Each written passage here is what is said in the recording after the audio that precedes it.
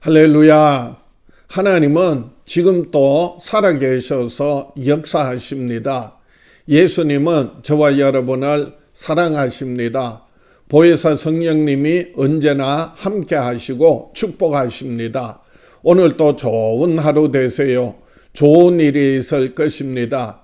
오늘 묵상할 말씀은 마태복음 18장 10절에서 20절 말씀입니다. 삼가 이 작은 자 중에 하나도 업신여기지 말라. 너희에게 말하노니 그들의 천사들이 하늘에서 하늘에 계신 내 아버지의 얼굴을 항상 뵈옵느니라. 너희 생각에는 어떠하냐? 만일 어떤 사람이 양 100마리가 있는데 그 중에 하나가 길을 잃었으면 그 99마리를 산에 두고 가서 길 잃은 양을 찾지 않겠느냐?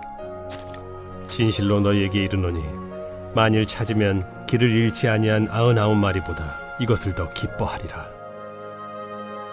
이와 같이 이 작은 자 중에 하나라도 잃는 것은 하늘에 계신 너희 아버지의 뜻이 아니니라. 네 형제가 죄를 범하거든 가서 너와 그 사람과만 상대하여 권고하라. 만일 들으면 네가 네 형제를 얻은 것이요 만일 듣지 않거든 한두 사람을 데리고 가서 두세 증인의 입으로 말마다 확증하게 하라. 만일 그들의 말도 듣지 않거든 교회에 말하고 교회의 말도 듣지 않거든 이방인과 세리와 같이 여기라. 진실로 너희에게 이르노니 무엇이든지 너희가 땅에서 매면 하늘에서도 매일 것이요 무엇이든지 땅에서 풀면 하늘에서도 풀리리라. 진실로 다시 너희에게 이르노니 너희 중에 두 사람이 땅에서 합심하여 무엇이든지 구하면 하늘에 계신 내 아버지께서 그들을 위하여 이루게 하시리라. 두세 사람이 내 이름으로 모인 곳에는 나도 그들 중에 있느니라. 오늘의 말씀 요약입니다. 작은 자 하나도 업신여기면 안 됩니다. 100마리 양 중에 한 마리라도 잃으면 그 양을 찾고 기뻐하듯 작은 자 하나도 잃지 않는 것이 하나님의 뜻입니다. 형제가 죄를 범하면 1대1로 두세 증인의 말로 그리고 교회의 권위로 권고해야 합니다. 두세 사람이 주님의 이름으로 모인 곳에 그곳에는 주님도 계십니다. 하나님은 잃어버린 작은 자 하나도 귀하게 여기는 것이 아버지의 마음입니다. 예수님은 교회의 지체들을 대하는 태도에 대한 가르침을 시작하면서 작은 자라 하더라도 결코 업신여기지 말라고 강조하십니다. 하나님은 공동체에서 작은 자로 여겨지는 구성원에게도 큰 관심을 갖고 계신데 모든 사람이 눈여겨보지 않는 사람이라 하더라도 그의 배후에는 하늘의 아버지 하나님을 항상 배우는 천사들이 있기 때문입니다.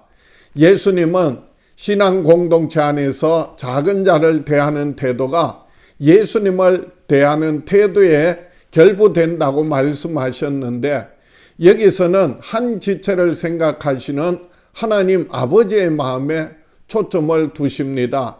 예수님도 특별히 길을 잃지 아니한 99마리의 양보다 되찾은 한 마리의 양을 더 기뻐하는 목자의 마음을 통해 죄인들의 회개를 기뻐하시는 하나님의 마음을 가르치십니다.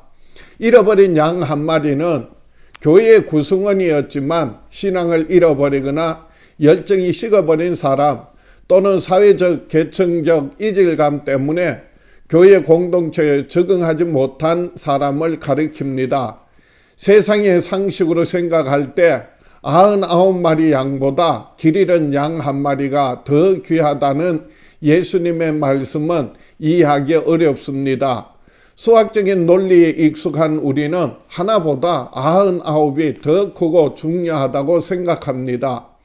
그러나 이 말씀의 참 의미는 다른 데에 있습니다.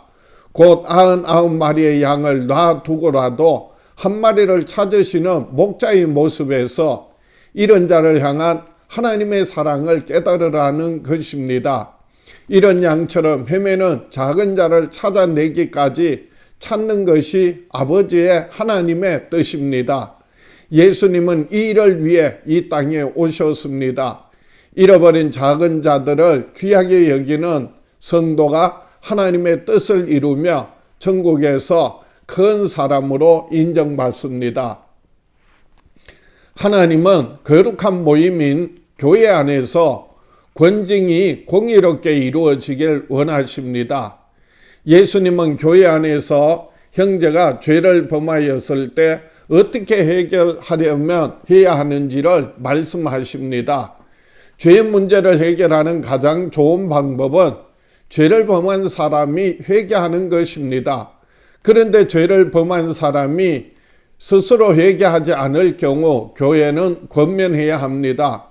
처음에는 1:1로 권면하고 듣지 않으면 한두 사람을 데리고 가서 권면하고 그래도 듣지 않으면 교회가 권면하고 그래도 듣지 않으면 형제로 여기지 말아야 합니다. 이렇듯 교회에서 시행한 권징은 하나님 앞에서 교회의 질서와 거룩함을 지키는 보루가 됩니다. 권면과 징계의 목적은 죄를 지은 구성원을 이방인이나 세리와 같이 여기는 것이 아니라 오히려 형제를 얻는 것이 목적이어야 합니다. 사적 권고로부터 점차 증인을 더하면서 결국 교회 공동체 전체에 공론화하기까지의 이런 단계를 통해 죄를 지은 형제의 명예를 보호하고 갈등을 원만하게 해결하도록 해야 합니다.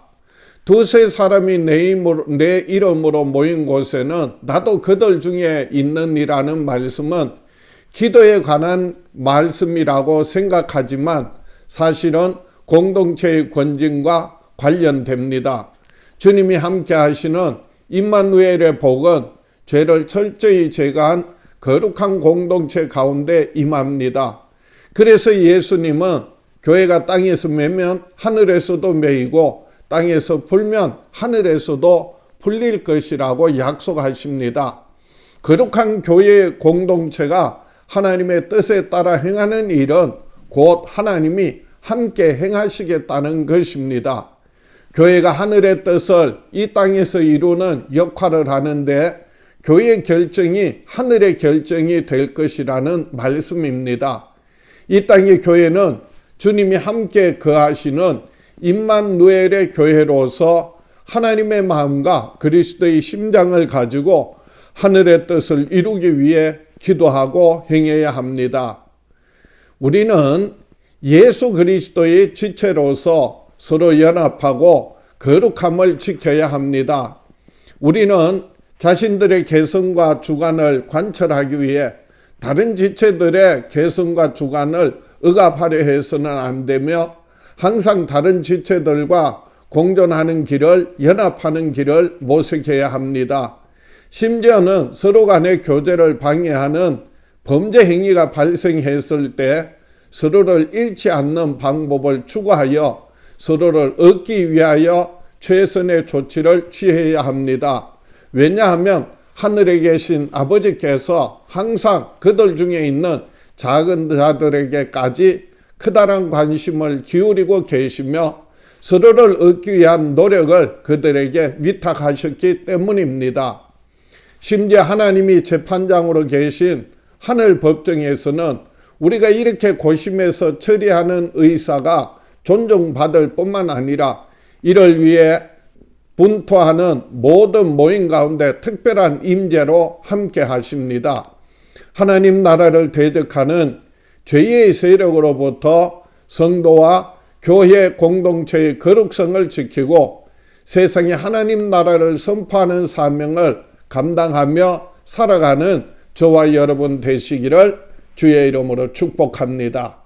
결단하겠습니다. 나는 평생에 그리스도의 지체로서 서로 연합하고 거룩하게 살아가리라. 기도드리겠습니다.